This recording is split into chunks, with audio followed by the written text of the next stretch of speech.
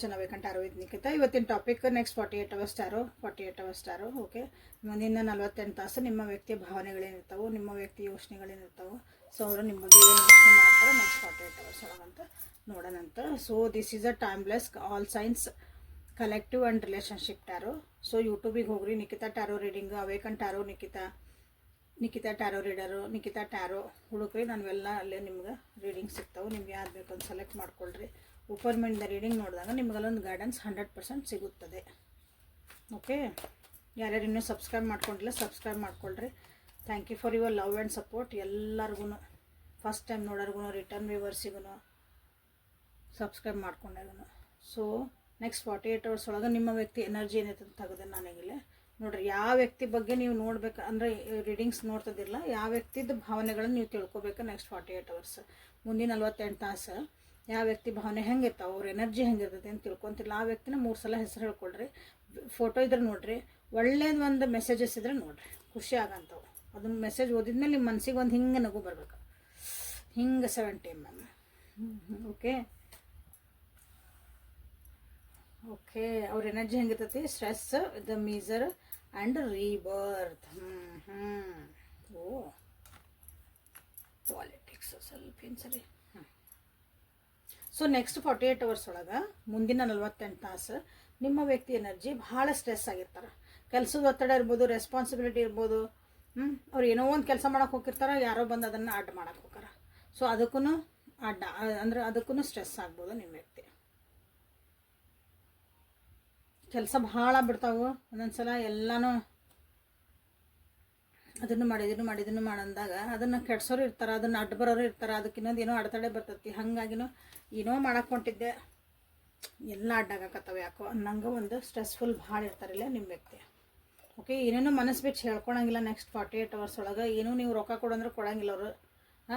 ಭಾವನೆಗಳನ್ನ ವ್ಯಕ್ತಪಡ್ಸೋಕ್ಕಾಯ್ತು, ದುಡ್ಡು ಕೊಡು ಅನ್ನಂಗೆ ಆಯ್ತು, ಏನೇ ಮಾಡಿರಿ ಜಿಪುಣ್ಣ ಬಿಡ್ತಾರೆ ಒಂದು 48 ತಾಸು. ಸೊ ಏನೇನೋ ಹೇಳ್ಕೊಳಂಗಿಲ್ಲ ಅವರು. ಓಕೆ, ಸೊ ಕಷ್ಟ ಭಾಳ ಒಂದು ಸ್ವಲ್ಪ ಕಷ್ಟ ಅನಿಸ್ತತಿ, ಎಲ್ಲೋ ಸ್ಟಕ್ ಫೀಲ್ ಮಾಡ್ದಂಗೆ ಅನಿಸ್ತತಿ ನೆಕ್ಸ್ಟ್ 48 ಅವರ್ಸ್ ಒಳಗೆ. ಜೀವನದಾಗ ಎಲ್ಲ ನನಗೆ ಪಾಲಿಟಿಕ್ಸ್ ಆಗ್ತದವ ಅನಿಸ್ತತಿ, ಯಾರೋ ನನ್ನ ಹಿಂದೆ ಗೇಮ್ ಮಾಡ್ತದಾರ ಅಂತ ಅನಿಸ್ತದ ಅವರಿಗೆ. ನನ್ನ ಜೊತೆಗೆ ಇರೋರು ಓಕೆ, ಹಿಂದೆ ಮುಂದೆ ನನ್ನ ಜೊತೆಗೆ ಹಿಂದೊಂದು ಮಾತಾಡ್ತಿದಾರೆ, ಮುಂದೊಂದು ಮಾತಾಡ್ತಿದಾರೆ. ಅವ್ರು ತೋರಿಸಿರೋದ ಬೇರೆ, ಬಟ್ ಅವ್ರು ಹಿಂದೆ ಇರೋದ ಬೇರೆ ಅಂತ ಹಿಂಗೆ ಅಂತೇವಲ್ಲ, ಆ ರೀತಿಯಾದಂಥ ಒಂದು ಇಲ್ಲಿ ಅವ್ರದ್ದು ಒಂದು ಬಿಹೇವಿಯರ್ ನಿಮಗೆ ಅನ್ನಿಸ್ಬಹುದು. ಕೆಲವೊಬ್ಬರಿಗೆ ಅವ್ರಿಗೂ ಅನ್ನಿಸ್ತತಿ ಯಾರೋ ನನ್ನ ಜೀವನದಾಗ ಅದಾರ ಅಂತಂದು, ಹಂಗಾಗಿ ನಾನು ಇಲ್ಲಿ ಸಿಕ್ಕಿ ಹಾಕೊಂಡ್ಬಿಟ್ಟನಿ ಅಂತ ಅನ್ನಿಸ್ತಾ ಐತಿ. ಬಟ್ ಇಲ್ಲಿ ಏನಂದ್ರೆ ನಿಮಗೂ ಅನ್ನಿಸ್ಬೋದು ಅವ್ರ ಎನರ್ಜಿ ನೋಡಿದ್ರೆ. ಸೊ ಏನೋ ಯಾಕಂದ್ರೆ ಮುಚ್ಚಿಡ್ತಿರ್ತಾರೆ, ಹೇಳಂಗಿಲ್ಲ ಅವರು, ಅರ್ಧಂಬರ್ಧನೂ ಹೇಳ್ಬೋದು. ಇಲ್ಲೇ ನಿಮಗೆ ಕನ್ಫ್ಯೂಸ್ ಆಗೋನು ಆಗ್ಬೋದು ಅವ್ರು ಹೇಳಿದ್ದು, ಅವ್ರು ಮಾಡ್ತಿರೋ ಬಿಹೇವಿಯರ್ ನೆಕ್ಸ್ಟ್ 48 ಅವರ್ಸ್ ಒಳಗೆ. ಸೊ ನಿಮಗೂ ಅನ್ನಿಸ್ಬೋದು ಆ ವ್ಯಕ್ತಿನೋ ನನ್ನ ಜೊತೆ ಗೇಮ್ ಆಡ್ತದಾರನ, ಮೈಂಡ್ ಗೇಮ್ಸ್ ಆಡ್ತದಾರನ, ಹಿಂದೊಂದು ಮುಂದೊಂದು ಅಂತ ನಿಮಗೂ ಅನ್ನಿಸ್ಬಹುದು. ನೋಡ್ರಿ ನೆಕ್ಸ್ಟ್ 48 ಅವರ್ಸ್ ಒಳಗೆ ಭಾಳ ಡಿಸ್ಟರ್ಬ್ ಮಾಡೋಕ್ಕೆ ಹೋಗ್ಬೇಡ್ರಿ ಅವ್ರನ್ನ. ಸೊ ಇಂಥ ಒಂದು ಸ್ಟ್ರೆಸ್ಫುಲ್ ಇಂಥದ್ದೆಲ್ಲದಾಗೂ ನಿಮ್ಮ ಬಗ್ಗೆ ಅವರು ಏನು ಯೋಚನೆ ಮಾಡ್ತಾರೋ ನೆಕ್ಸ್ಟ್ 48 ಅವರ್ಸ್ ಒಳಗೆ ನೋಡೋಣ. ಸೊ ಇದೇ ತಾನೇ ನಿಮಗೆ ಕ್ವೆಶನ್. ಈಗ ಅಷ್ಟೆಲ್ಲ ಇರಲಿ, ನಾನು ನೆನಪು ಮಾಡ್ಕೊತಾರನ್ರಿ, ನನ್ನ ಬಗ್ಗೆ ಏನಾರು ಯೋಚನೆ ಮಾಡ್ತಾರನ್ರಿ, ನಾನು ನೆನಪು ಹಾಕೇನನ್ರಿ ಅಂತಿರಲ್ಲ, ನೋಡೋಣ ಅಂತ. ನೀವು ನೆನಪು ಹಾಕ್ತೀರ, ನಿಮ್ಮ ಬಗ್ಗೆ ಏನು ಯೋಚನೆ ಮಾಡ್ತಾರ, ನೀವೇ ಕಳ್ಕೊಂಡು ಕುಂತೀರಿ. ನಿಮ್ಮ ಬಗ್ಗೆ ನೀವು ಅಳ್ಬೋರ್ಕ್ರು, ಬರೀ ಸ್ಟ್ರೆಸ್ ಮಾಡಿ ಅವರಿಂದ ನಿಮ್ಮಿಂದ ಅವ್ರಿಗೆ ಸ್ಟ್ರೆಸ್ ಆಕತ್ತೆ ಅನ್ಕೊಂತಾರೆ ನೋಡ್ರಿ. ನೀವೇ ಯಾಕೆ ಭಾಳ ಬೇಜಾರೊಳಗದಿರಿ, ನೀವೇ ಓವರ್ ಥಿಂಕ್ ಮಾಡ್ತಿದ್ದೀರಿ ಇಲ್ಲಿ. ಸೊ ನನ್ನವ ಇಷ್ಟಕ್ಕೊಂದು 108 ನನ್ನವ ಚಿಂತೆ ಅದಾವು, ಈಗ ನಿಮ್ಮದು ಅಂತ ಅನ್ಕೊತಾರೆ ನೋಡ್ರಿ ನೆಕ್ಸ್ಟ್. ಓಕೆ, ಭಾಳ ನೀವು ಕಂಡೀಷನ್ಸ್ ಹಾಕಿ ನೀವು ಓವರ್ ಥಿಂಕ್ ಮಾಡಿ, ಯಾಕಂದ್ರೆ ಅವ್ರು ನಿಮ್ಮ ಜೊತೆಗೆ ಮಾತಾಡಕತ್ತಿಲ್ಲ, ಅವ್ರು ನಿಮಗೆ ಕರೆಕ್ಟಾಗಿ ಏನೂ ಹೇಳಕತ್ತಿಲ್ಲ, ಜೀವನದಾಗ ಏನು ನಡೆದೈತಿ ಎತ್ತು ನಡೆದೈತಿ, ಕನ್ಫ್ಯೂಷನ್ ನಿಮಗೆ ಅವ್ರು ಇಟ್ಟಾಗ, ಕ್ವಶನ್ ಮಾರ್ಕ್ಸ್ ಮೇಲೆ ಕ್ವಶನ್ ಮಾರ್ಕ್ಸ್ ಇದ್ದಾಗ, ಇಲ್ಲಿ ನಿಮಗೆ ನೀವು ಹಾಕ್ತಿರೋ ಒಂದು ಕಂಡೀಷನು, ನೀವು ಮಾಡ್ತಿರೋದೊಂದು ಬಿಹೇವಿಯರ್, ನೀವು ಮಾಡ್ತಿರೋದೊಂದು ಪದೇ ಕೇಳ್ತಿರೋ ಕ್ವಶನಿಗೆಲ್ಲ ಅವ್ರಿಗೆ ಅನ್ನಿಸ್ತತಿ, ನೀ ಯಾಕೆ ಇಷ್ಟೊಂದು ಓವರ್ ಥಿಂಕ್ ಮಾಡ್ತಿದ್ದಿ ಅಂತ ಯೋಚನೆ ಮಾಡ್ತಾರೆ ಅವರು. ನೀ ಯೋಚನೆ ಮಾಡೋದಲ್ಲದೆ ನನಗೂ ಸ್ಟ್ರೆಸ್ ಕೊಡ್ತಿದ್ದಿ, ನೀನು ಸ್ಟ್ರೆಸ್ ಹಾಕಿ ಅಂತ ನಿಮ್ಗೆ ಅನ್ಕೊತಾರೆ ನಿಮ್ಮ ಬಗ್ಗೆ. ಓಕೆ, ಅವ್ರಿಗೆ ಕೆಲವೊಬ್ರು ಅನಿಸ್ತತಿ ಹ್ಯಾವ್ ಎ ಮಾಸ್ಟರ್ ಮೈಂಡ್, ಭಾಳ ಮಾಸ್ಟರ್ ಮೈಂಡ್ ಅದಿರಿ, ನೀವೆಲ್ಲ ಶಾಣೆ ಅದಿರಿ, ನಿಮ್ಮ ಜೀವನದ ನೀವೆಲ್ಲ ಕರೆಕ್ಟ್ ಅದಿರಿ, ಬಟ್ ನಂದು ಯಾರು ಮಾಡೋರಿಲ್ಲ, ನನಗೆ ಹ್ಯಾಂಡಲ್ ಮಾಡೋಕೆ ಬರವಲ್ದು ಇವನ್ನೆಲ್ಲ ಇಷ್ಟು ಸ್ಟ್ರೆಸ್ ಇದ್ದವನ. ನಿಮಗೆಲ್ಲ ಗೊತ್ತು, ನೀವು ಶಾಣೆ ಅದಿರಿ. ಆ್ಯಕ್ಚುಲಿ ನಾನು ವ್ಯೂವರ್ಸ್ ಭಾಳ ಶಾಣೆ ಅದಿರಿ. ಶಾಣೆ ಅದಿರಿ ಅಂದರೆ ಕೆಟ್ಟ ವಿಚಾರದಾಗಲ್ಲ, ಅಂದ್ರೆ ಬುದ್ಧಿವಂತರದಿರಿ, ತಾಳ್ಮೆ ಐತಿ, ಬುದ್ಧಿವಂತರ ಅಂತ ಹೇಳ್ಬೋದು, ಅದಕ್ಕೆ ವಿಸ್ಡಮ್ ಅಂತ ಹೇಳ್ತೀವಲ್ಲ. ಹಂಗೆ ಏನ. ಬಟ್ ಆದರೂ ನೀವು ಸ್ಟ್ರೆಸ್ಫುಲ್ಲಾಗಿ, ಯಾಕಂದ್ರೆ ನಿಮಗೆಲ್ಲ ಹ್ಯಾಂಡಲ್ ಮಾಡೋಕೆ ಬರ್ತೈತಿ, ನಿಮಗೆಲ್ಲ ಆನ್ಸರ್ ಗೊತ್ತೈತಿ, ನೀವು ಹೆಂಗೆ ಅದನ್ನು ಕೆಲಸನ ಮಲ್ಟಿ ಟಾಸ್ಕಿಂಗ್ ಮಾಡೋಕೆ ಬರ್ತೈತೆ ಅಂದಾಗೂ ಸೊ ಅದು ಎಕ್ಸ್ಪೀರಿಯನ್ಸ್ ಆಗ್ಬಿಟ್ಟಿರಿ ನೀವು ಮಲ್ಟಿ ಟಾಸ್ಕಿಂಗ್ ಮಾಡೋದ್ರಾಗ. ಬಟ್ ಅವ್ರಿಗೆ ಆಗಬೇಕಲ್ಲ ನಿಮ್ಮ ವ್ಯಕ್ತಿಗೆ. ಸೊ ನೀವು ಮಾಸ್ಟರ್ ಇದ್ದಿದ್ದು ಎಲ್ಲದ್ರಾಗೂ ನನಗೆ ಡಿಸ್ಟರ್ಬ್ ಮಾಡಬೇಡಿ, ನನಗೂ ಸ್ಟ್ರೆಸ್ ಕೊಡಬೇಡ ಅಂತಲೇ ಅವ್ರು ನಿಮ್ಮ ಬಗ್ಗೆ ಯೋಚನೆ ಮಾಡ್ತಾರೆ. ನಿಮ್ಮ ಬಗ್ಗೆ ಒಳ್ಳೆ ಒಪಿನಿಯನ್ ಐತಿ, ನಿಮ್ಮ ಬಗ್ಗೆ ಗೌರವ ಭಾಳ ಐತಿ, ಭಾಳ ಗೌರವ ಐತಿ. ಯಾಕಂದ್ರೆ ನಿಮ್ಗೆ ಭಾಳ ಮೆಚುರಿಟಿನೂ ಐತಿ. ಆದ್ರೂ ಕೆಲವೊಂದ್ಸಲ ಸಣ್ಣ ಹುಡುಗರ ನೀವು ಬಿಹೇವ್ ಮಾಡ್ತೀರಿ. ಓಕೆ, ಹಂಗೆ ಬಿಹೇವ್ ಮಾಡಿ ನಿಮಗೆ ನೀವೇ ಸುಮ್ಮನೆ ಸ್ಟ್ರೆಸ್ ಮಾಡ್ಕೊತೀರಿ ಅಂತ ಅವ್ರಿಗೆ ಅನ್ನಿಸ್ತೈತಿ. ಸೊ ಈ ರಿಲೇಷನ್ಶಿಪ್ ಬಗ್ಗೆ ಏನು ಅನ್ನಿಸ್ತೈತಿ?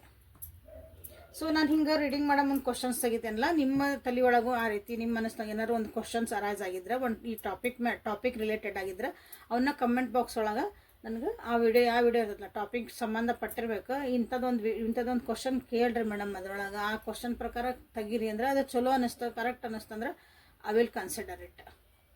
ಓಕೆ, ಸೊ ಯಾರು ಚಲೋ ಕ್ವಶನ್ ಕೇಳ್ತಿರಲ್ಲ ಅವ್ರಿಗೊಂದು ಪ್ರೈಸು ಕೊಡ್ತಾರೆ. ಸೊ ಈ ರಿಲೇಷನ್ಶಿಪ್ ಬಗ್ಗೆ ಏನು ಅನಿಸುತ್ತೆ?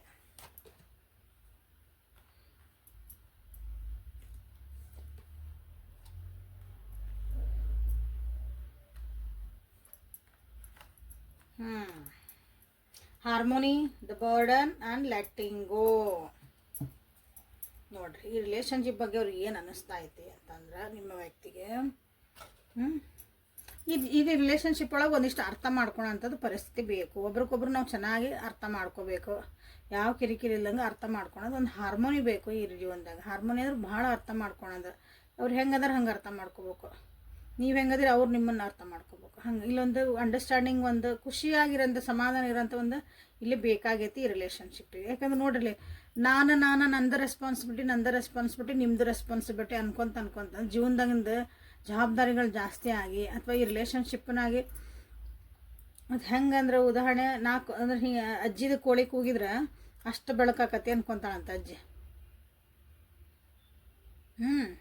ಹಂಗಾಗ್ಬಿಟ್ಟೈತಿ. ಈಗ ನಾ ಇದ್ರೆ ಈ ರಿಲೇಷನ್ಶಿಪ್ನೊಳಗೆ ಚಲೋ ಇರ್ತೈತೆ, ನಾನು ಎಲ್ಲ ರೆಸ್ಪಾನ್ಸಿಬಿಲಿಟಿ ತೊಗೊಳಕತ್ತೀವಿ ಅನ್ಸಕತ್ಬಿಟ್ಟೈತಿ. ಇಲ್ಲಿ ಇಬ್ಬರಿಗೂ ಅನ್ನಿಸ್ತಿರ್ಬೇಕಿಲ್ಲ ಹಂಗೆ.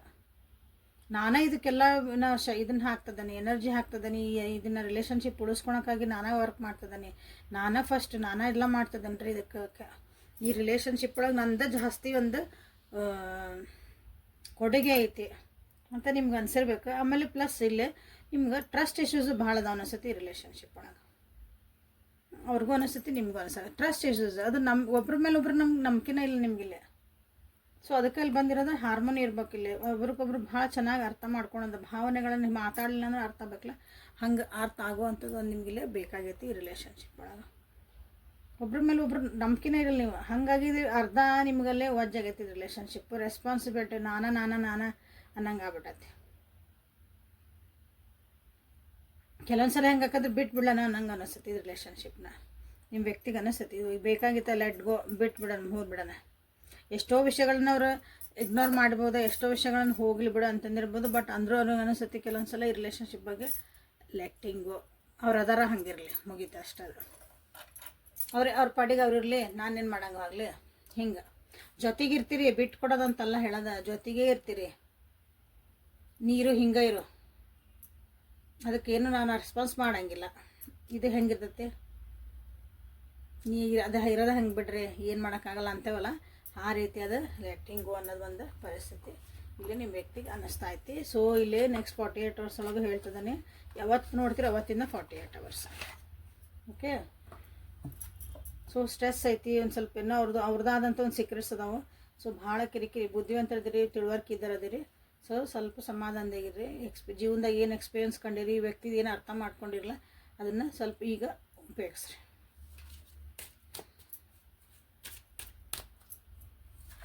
ಸೊ ಇಷ್ಟು ರೀಡಿಂಗ್ ಒಳಗೆ ನೀವು ಕ್ಲೇಮ್ ಮಾಡ್ಕೊಳಂಥದ್ದು ಏನೂ ಇಲ್ಲ. ನಿಮಗೆ ಭಾಳಾದ ವಿಷಯಗಳು, ಮನಸ್ಸಿಗೆ ನೋವು ಮಾಡೋಂಥ ವಿಷಯಗಳು, ಏನೋ ಕಿರಿಕಿರಿ ಆಗೋಂಥವು ಲೆಟ್ಟಿಂಗು ಅಂತ ಒಂದು ಮಾಡಿರಿ ಸಾಕು. ವಿ ಟ್ರಸ್ಟ್ ಈಚ್ ಅದರ್ ಅಂತ ಒಂದು ಹಾರ್ಮೋನಿ ಅಂತ ಮಾಡಿರಿ. ಹಾರ್ಮೋನಿ ಒಂದು ಬರಲಿ ನಿಮ್ಮಿಬ್ಬರ ಜೀವನದಾಗ. ನಿಮ್ಮಿಬ್ಬರು ರಿಲೇಷನ್ಶಿಪ್ ಒಳಗೆ ಹಾರ್ಮೋನಿ ಇರಲಿ, ಇದನ್ನು ಕ್ಲೇಮ್ ಮಾಡಿರಿ. ಹಾರ್ಮೋನಿ ಅಂತಂದ್ರೆ ಏನು ರೀ ಅಂದ್ರೆ ಗೂಗಲ್ ಮಾಡಿರಿ ಪ್ಲೀಸ್. ಸೊ ರೊಮ್ಯಾನ್ಸ್ ಒರಾಕಲ್ ಕಡೆಯಿಂದ ನಿಮಗೆ ಏನಾದರೂ ನಿಮ್ಮ ವ್ಯಕ್ತಿ ಕಡೆಯಿಂದ ನೆಕ್ಸ್ಟ್ 48 hours ಒಳಗೆ ಏನಾದರೂ ಮೆಸೇಜಸ್ ಬರ್ತಾವ ನೋಡೋಣ ಅಂತ. Paying to the red flags, attention to the red flags. Okay, religious factors, new love.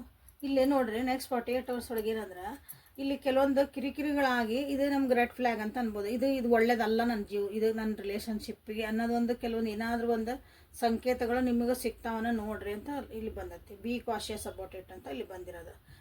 So ನೀವು ನೋಡಬೇಕು, ಅವರು ನೋಡಬೇಕು, ಇದನ್ನಿಬ್ಬರೂ ನೋಡ್ಬೇಕು. ರಿಲೇಷನ್ಶಿಪ್ ಒಳಗೆ ರೆಡ್ ಫ್ಲ್ಯಾಗ್ಸ್ ಅಂತಂದ್ರೆ ಅದು ನಮಗೆ ಪೂರಕವಾಗಿರಲ್ಲ.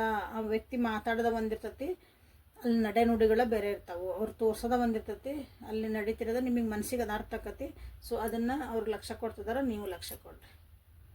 ಓಕೆ, ಇಲ್ಲಿ ರಿಲಿಜಿಯಸ್ ಫ್ಯಾಕ್ಟರ್ಸ್ ನಿಮಗಿಲ್ಲೇ ಇದಕ್ಕೆ ಒಂದು ಸ್ವಲ್ಪ ಅಡ್ಡ ಬರ್ತಿರ್ಬೇಕು ಅಂತನ ಅನಿಸ್ತತಿ. ಅಥವಾ ರಿಲಿಜಿಯಸ್ ಫ್ಯಾಕ್ಟರ್ಸ್ ಅಂದ್ರೆ ನಿಮ್ಮದು ಒಂದು ಜಾತಿ ಮತ್ತು ನಿಮ್ಮ ಆಚಾರ ವಿಚಾರ, ನಿಮ್ಮ ಬೆಳೆದು ಬಂದಿದ್ದ ಸಂಪ್ರದಾಯ ಎಲ್ಲನೂ ಇಲ್ಲಿ ನಿಮಗೆ ಒಂದು ಸ್ವಲ್ಪ ಇನ್ಫ್ಲೂಯೆನ್ಸ್ ಆಗಿರಬೇಕು ನಿಮ್ಮ ಈ ರಿಲೇಷನ್ಶಿಪ್ಪಿಗೆ.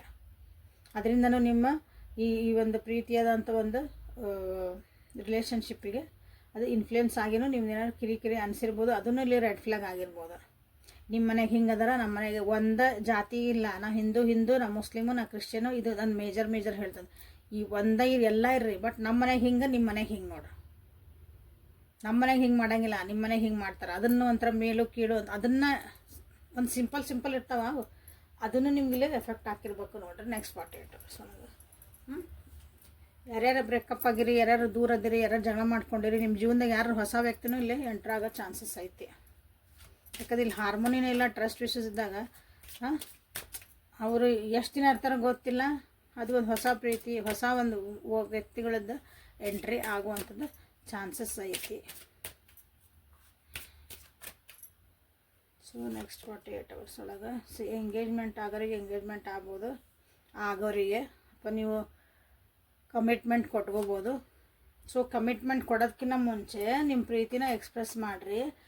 ರೆಡ್ ಫ್ಲಾಗ್ಸ್ ಏನದ ಅಂತ ನೋಡ್ಕೋಬೇಕು, ರಿಲಿಜಿಯಸ್ ಫ್ಯಾಕ್ಟರ್ಸ್ ಏನು ಬಂದ ನೋಡ್ಕೋಬೇಕು. ಇದು ಅಕಸ್ಮಾತ್ ನಿಮ್ದು ಹೊಸ ಪ್ರೀತಿ ಆಗಿತ್ತಂದ್ರೂ ಇವೆಲ್ಲ ನೋಡಬೇಕು. ನಮ್ದು ಇದು ಹೊಸ ಪ್ರೀತಿ ರೀ, ಹೊಸದಾಗಿ ನಾವು